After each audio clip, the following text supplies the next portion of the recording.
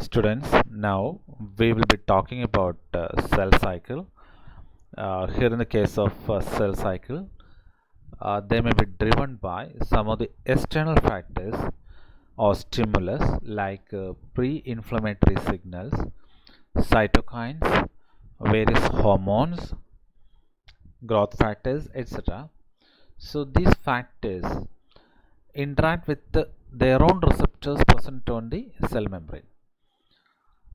Once bound with their own ligands, these receptors passes an external to internal stimulus. That means from an external environment to the cytosolic environment. Then in the cytoplasm, that generates a cascade of signals. Finally, some of the transcription factors gets activated, and then that activates genes involved in the cell cycle. Now we can consider growth factors. These growth factors receptors are coming under a large superfamily of protein, that is tyrosine kinase receptors. These tyrosine kinase receptors having an extracellular domain, an intermembrane region, and a cytosolic domain region. So it's having three regions: an extracellular region, an intermembrane region, and a cytosolic domain region. Once bound with the ligand, the cytosolic domain region gets phosphorylated. This is because each of its monomers having kinases activity. That means these tyrosine kinase receptors are dimers. So two monomers gets associated to each other to form a dimer. So these monomers having kinases activity on its cytosolic region.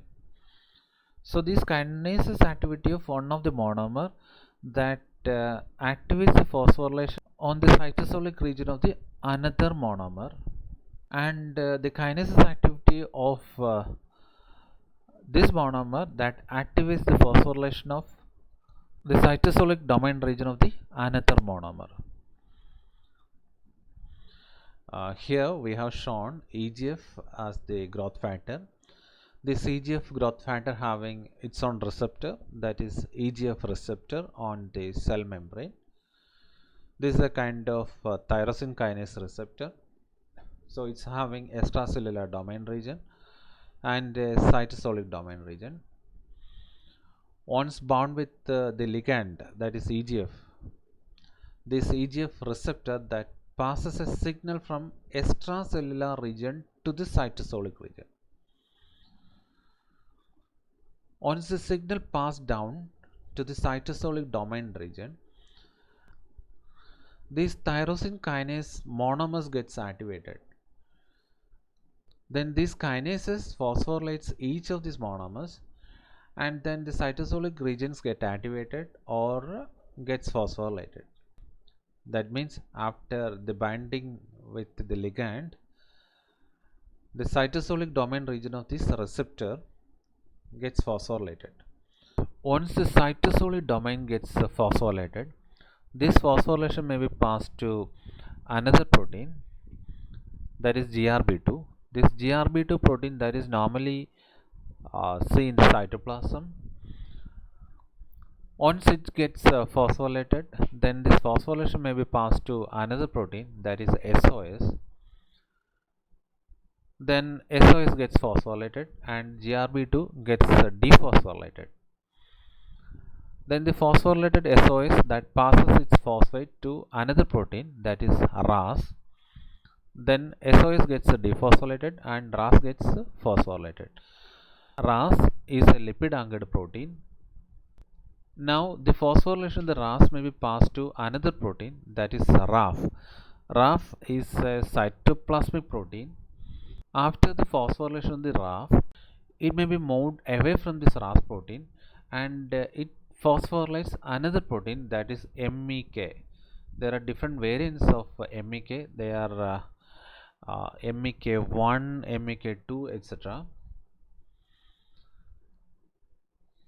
then the RAF gets dephosphorylated and MEK gets phosphorylated. Once the MEK gets phosphorylated, then that phosphorylation passes into another protein, that is MAP protein. See, this MAP KKKK gets phosphorylated, and then that phosphorylation passes to another protein, that is MAP KK, then to another protein, that is MAP K. That means a series of proteins gets phosphorylated. So finally, the binding of these ligands with this receptor that causes the activation of some of the transcriptional factors that may be present in this cytoplasm, for example CREB. Then these transcriptional factors that may be transported from the cytoplasm to the nucleus, and in the nucleus it transcribes some of the genes involved or related to the cell cycle, for example C-force, C-gen, etc. So they may be transcribed and translated, and their proteins formed. These protein gets associated to each other to form a complex. This is actually a heteroduplex. Then that activates another protein, that is cyclin D. Then this cyclin D along with another proteins, they are CDK4 and CDK6, that phosphorylates another protein, that is PRB.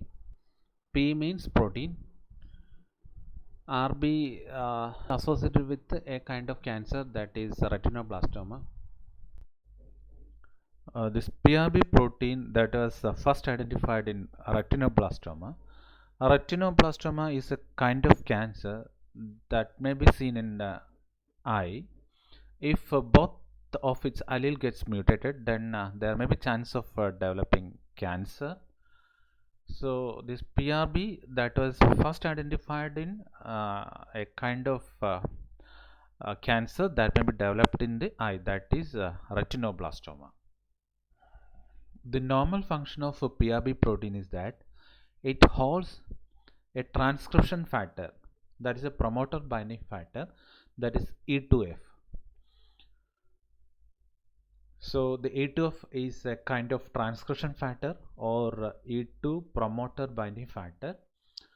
There are two kinds. They are activators and another set is suppressors.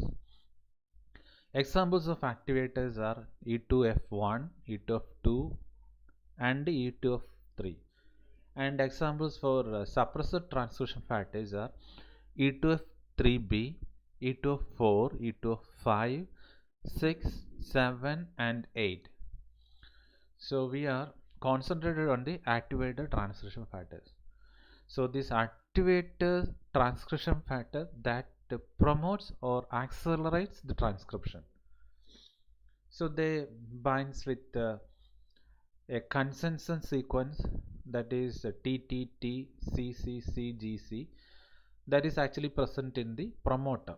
So this transcription factor binds with the promoter region, then it recruits RNA polymerases into the promoter region. Then this RNA polymerase that carries out transcription. The target genes of E2F transcription factors are DNA polymerases, some of the tyrosine kinases, dihydrofolate, CDC6, replication binding proteins, MCM5, etc. In addition to all these, cyclin E, cyclin A and CDK2. So this E2F is the transcription factor that binds at the promoter regions of these kinds of genes. One of the most important is cyclin E, A and CDK2. So RNA polymerases gets are recruited to the promoter region of these genes, and then transcription of these genes gets carried out. So these are the functions of E2F transcription factor. So what we have studied, that in that cell signaling, this cyclin D along with the CDK4 and the CDK6 that phosphorylates PRB protein. The normal function of PRB protein is that it binds or holds the E2 of translation factor. As a resultant of that, the E2 is not at all available for the transcription of these genes, especially the cyclin E, A, CDK2, etc. As a resultant of that, the cyclin E, A, CDK2, etc., they are not at all available or they are not at all transcribed when the PRB proteins are intact or active. But in the cell signaling, this cyclin D along with the CDK4 and the CDK6 that phosphorylates PRB protein, this phosphorylation that inactivates PRB protein. As a resultant of that, it loses its holding or binding capability to withhold E2F transcription factor. Then the E2F will get released, and then now it can transcribe all these genes. Then finally the levels of cyclin E, cyclin A and CDK2 gets elevated or increased. Then the cyclin E along with the CDK2 they forms a complex, as well as the cyclin A and the CDK2 form another complex. These complexes that drive the cell cycle from G1 to M phase. That means binding of the growth factor to its receptor that stimulates a cell signal, and finally cyclin D gets elevated along with the CDK4 and the CDK6 that inactivates PRB protein, so it loses its capacity to hold E2F transcription factor. So this E2F will become free, and then that transcribes cyclin E, cyclin A, CDK2, etc. Then that CDK2 along with the cyclin E and cyclin A forms complexes, and that complexes drives the cell cycle from G1 to M phase.